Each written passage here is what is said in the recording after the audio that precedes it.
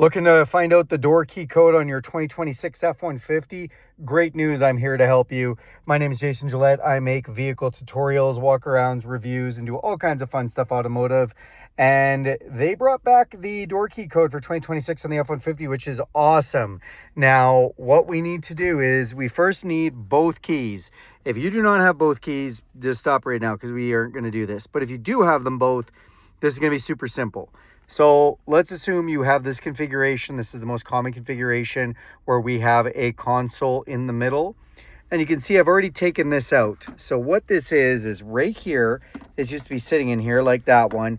And it's covering up a little secret spot for your key to go. Now, the reason they have that spot is if the battery dies in this key fob, or if the signal's disrupted for whatever reason, you can put this in there and it'll act like a key is in the ignition. Then you can hit the push button start and start the vehicle, even if the battery's dead or the signal's been interrupted. Now, for our cases today, we're just gonna use this to help us pull the code. So first we're gonna set that in there. We're gonna hit this button and we're gonna wait about 5 seconds. So 1, 2, 3, 4, 5. That's usually about long enough. Then we're gonna turn that off. We're gonna pull that out. We're gonna grab the other key, kind of a Tanley fashion, put that in, and we're gonna push this button now.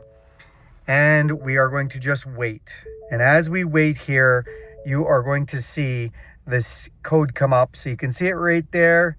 Awesome.